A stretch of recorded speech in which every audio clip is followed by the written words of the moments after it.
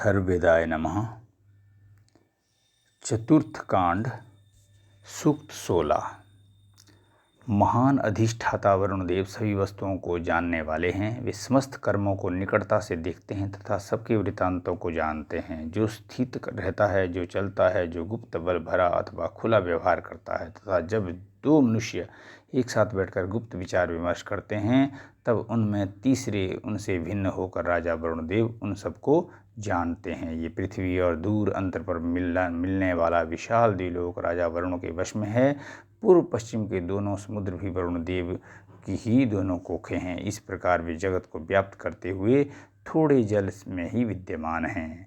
जो अनुशासनहीन द्विलोक से परे चले जाते हैं वे भी राजा वरुण के पाशों से मुक्त नहीं हो सकते, क्योंकि उनके दिव्य दूत पृथ्वी पर विचरण करते हैं और अपनी हजारों आँखों से भूमि का निरीक्षण करते रहते हैं। द्यावा पृथ्वी के बीच में निवास करने वाले तथा अपने सामने निवास करने वाले प्राणियों को राजा वरुण देव विशेष रूप से देखते हैं। वे मनुष्यों को की पलकों के झपकने को उसी प्रकार गिनते हैं तथा नापते हैं जिस प्रकार जुआरी अपने पासों को नापता रहता है। वरुण देव, पापी मनुष्य को बांधने के लिए आपके जो उत्तम, मध्यम और अधम 7 पाश हैं, वे असत्य बोलने वाले रिपुओं को छिन्न भिन्न करें और सत्यभाषी पुण्यात्माओं को मुक्त करें।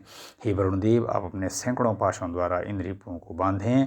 हे मनुष्यों को देखने वाले वरुण देव, मिथ्याभाषी मनुष्य आपसे बचने ना पाएं। दुष्ट मनुष्य अपने उद्र को पतित करके बिना बंधे कोष की तरह उपेक्षित पड़ा रहे। जो सम है, जो विषम है, जो देश क्षेत्र में रहने वाला अथवा विदेश विशिष्ट क्षेत्र में रहने वाला है, जो देवों से संबंधित है या मनुष्यों से संबंधित है, वह सब वर्णों का पाश या प्रभाव ही है। हे अमुक माता पिता के पुत्रों, हम आपको पूर्व ऋचा में वर्णित वरुण देव के समस्त पाशों से बांधते हैं, आपके लिए उन सबको प्रेरित करते हैं। सूक्त 17, अपामार्ग सूक्त। ही औषधि, रोग निवारण के लिए औषधि रूप में प्रयुक्त होने वाली अन्य औषधियों की आप स्वामिनी हैं। हम आपका आश्रय ग्रहण करते हैं। हे औषधि, समस्त रोगों के निवारण के लिए हम आपको सहस्र वीर्यों से संपन्न करते हैं। दोषों को दूर करने वाली, सत्यजित, क्रोध को विनष्ट करने वाली, शपथ यावनी, अभिचारों को सहने वाली, सहमाना तथा बार बार रोगों को नष्ट करने वाली अथवा विरेचक, पुनः सरा आदि औषधियों को हम प्राप्त करते हैं। वे इन रोगों से हमें तार दें। जो पिशाचिनियाँ क्रोधित होकर शाप देती हैं और मूर्छित करने वाला पाप का कर्म करती हैं तथा जो शरीर के रक्त को हरने के लिए नवजात शिशु को भी पकड़ लेती हैं, वे सब पिशाचिनियाँ अभिचार करने वाले शत्रु के ही पुत्र को खाएं। हे कृत्य, अभिचारकों ने जिस अभिचारक प्रयोग को आपके लिए कच्चे मिट्टी के बर्तन में किया है, धुएं से नीली और ज्वाला से लाल अग्नि स्थान में किया है तथा कच्चे मांस में किया है, उससे आप उन अभिचारकों का ही नाश करें। अरिष्ट दर्शन रूपी बुरे स्वप्न को, दुखदायी जीवन बिताने की स्थिति को, राक्षस जाति को, अभिचार क्रिया से उत्पन्न भारी भय को, निर्धनता बढ़ाने वाले अलक्ष्मियों को तथा बुरे नाम वाली समस्त पिशाचिनियों को हम इस पुरुष से दूर करते हैं। हे अपमार्ग औषधि, अत्यधिक भूख से मरना, अत्यधिक प्यास से मरना अथवा भूख प्यास से मरना, वाणी अथवा इंद्रियों के दोष तथा संतानहीनता आदि दोषों को हम आपके द्वारा दूर करते हैं। प्यास से मरना, भूख से मरना तथा इंद्रियों का नष्ट होना आदि समस्त दोषों को हे अपामार्ग औषधि, आपकी सहायता से हम दूर करते हैं। हे अपमार्ग औषधि, आप समस्त औषधियों को वशीभूत करने वाली अकेली औषधि हैं। हे रोगिन, आप रोगों को हम अपमार्ग औषधि से दूर करते हैं।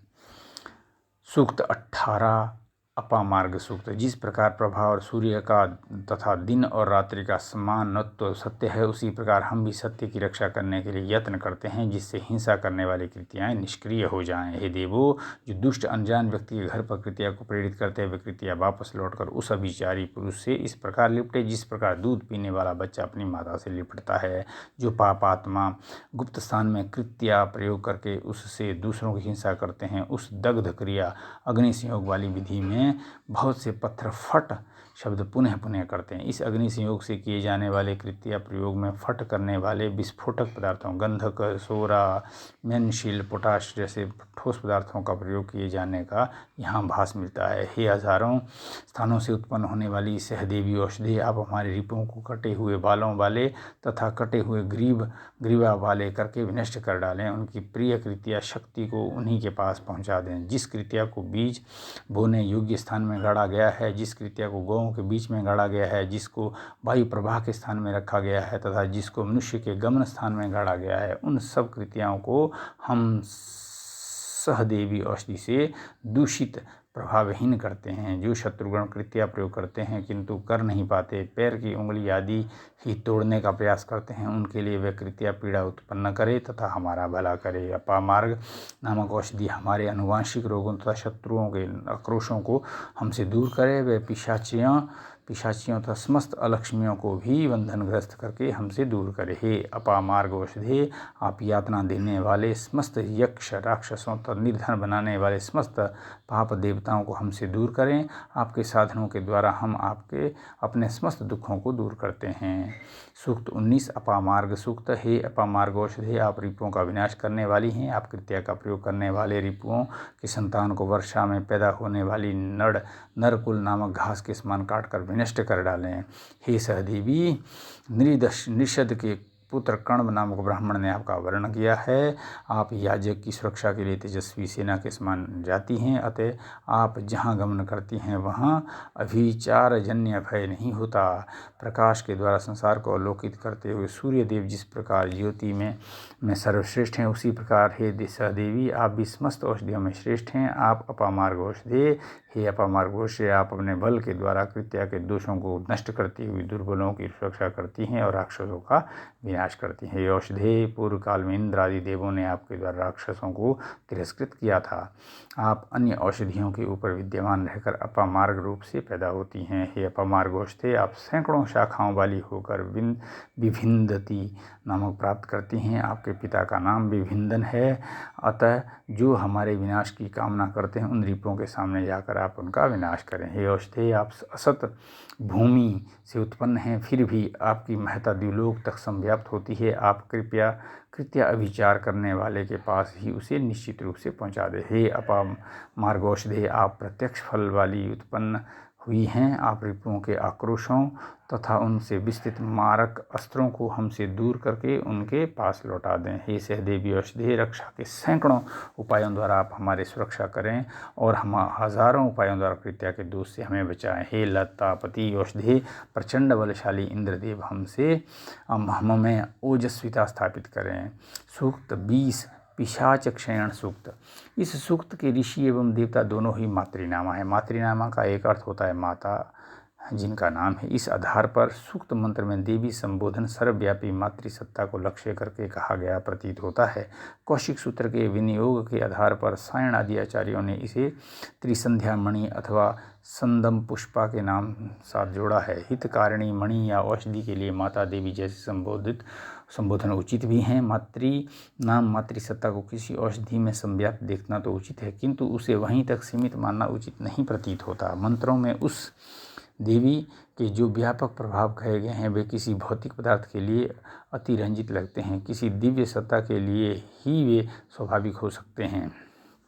वह देवी मातृनामा दिव्य दृष्टि देखती है, दूर तक देखती है, विशेष कोण से देखती है, समग्र रूप से देखती है। द्युलोक, अंतरिक्ष एवं पृथ्वी सभी को वह देवी देखती है। हे देवी, आपके प्रभाव से हम तीनों द्विलोक, तीनों पृथ्वीलोक, इन 6 दिशाओं तथा उसमें निवास करने वाले समस्त प्राणियों को प्रत्यक्ष देखते हैं। ये सृष्टि 3 आयामी वाली थी, 3 डायमेंशनल कही गई है।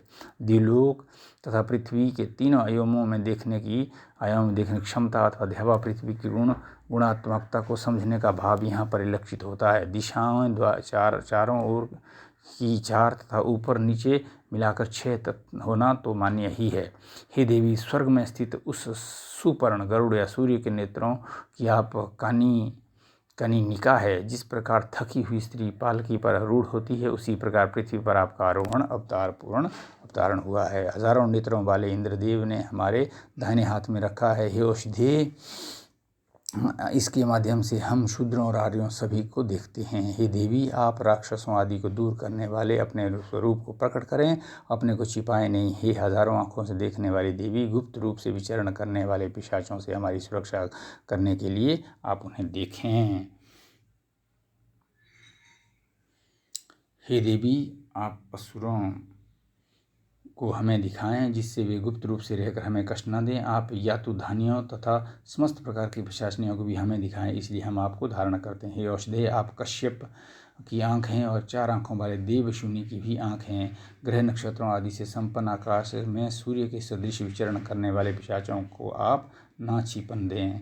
रक्षण साधनों के द्वारा हमसे राक्षसों को वशीभूत कर लिया है। उसके द्वारा हम शूद्रों अथवा आर्यों से युक्त समस्त ग्रहों को देखते हैं। जो अंतरिक्ष से नीचे आता है तथा द्युलोक को भी लांघ जाता है, उस पिशाच को भी हमारी दृष्टि में ले आएं। ओम अथर्ववेदाय नमः।